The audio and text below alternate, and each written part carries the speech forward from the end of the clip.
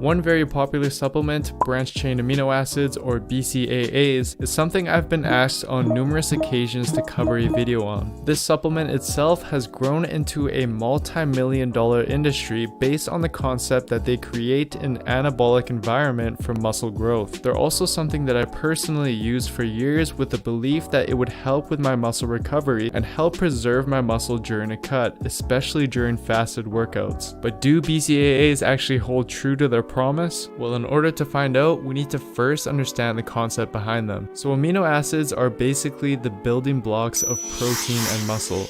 There's a total of 22 different amino acids, with 9 of them being classified as essential amino acids, simply meaning that our body can't produce them and we have to ingest them through various protein sources. Now, research has shown that 3 of these 9 essential amino acids are particularly effective at increasing protein synthesis and can thus be viewed as the more important amino acids for muscle growth. And these 3 amino acids are exactly what make up the supplements BCAAs. The theory is that increasing our uptake of these 3 amino acids should theoretically lead to better muscle growth and prevent muscle loss based on their effect on protein synthesis. However, there's a catch that seemed to be overlooked. Several studies have shown that in order to achieve muscle protein synthesis, you need all 9 of the essential amino acids present, not just the 3 that make up BCAAs. And if only 3 essential amino acids are consumed, as in the case with the consumption of BCAAs,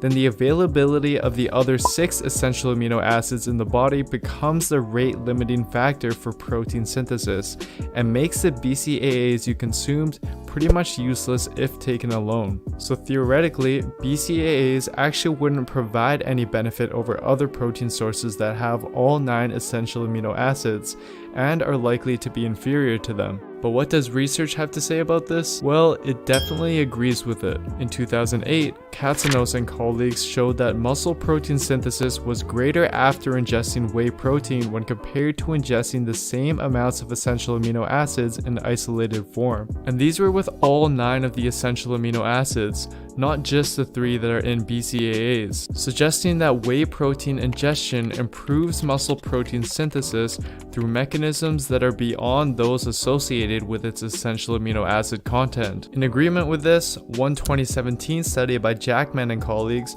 found that when male subjects ingested 5.6 grams of BCAAs following their workout, the resulting protein synthesis response was only about 22%, which is only around half of what would be achieved with an equivalent dose of whey protein. So it's clear that BCAAs are in fact inferior to other complete protein sources like whey protein, meaning that it would be more beneficial and cheaper for you to use whey instead. And as stated by researcher Alan Aragon, who's done extensive research on the topic, you'll get several other beneficial compounds within whey that are missing from the isolated BCAAs, and whey will likely provide greater satiety than just taking BCAAs. But with that being said, what about using BCAAs for fasted training in order to prevent muscle loss? Well, this is where it gets really interesting. As I mentioned earlier, if BCAAs are taken alone, then you only get 3 of the 9 essential amino acids. And when you're in a fasted state, the only source for the other 6 is from breaking down your muscle tissue. So as expected, recent research from the International Society of Sports Nutrition found that when taking BCAAs in isolation,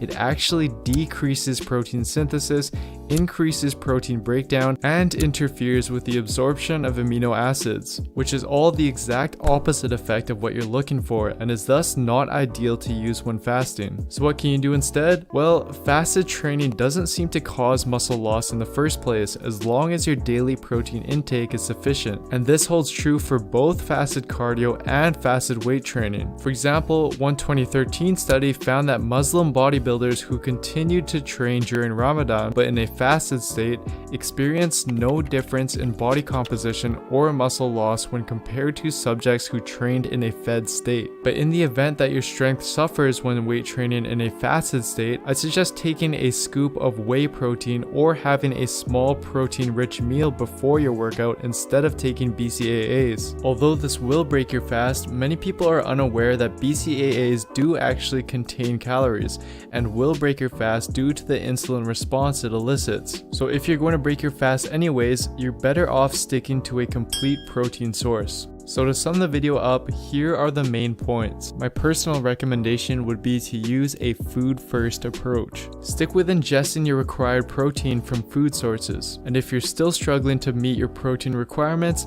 then supplement with whey protein since it does a better job of boosting protein synthesis. The only case I can see where BCAAs might be helpful is with vegans who struggle with getting enough of the vital branched chain amino acids through food alone. In this case though, I would suggest making sure you take BCAAs with a protein source in order to override the negatives of taking it alone. But overall, in an industry full of overpromises and underdeliveries, BCAAs seem to be just that.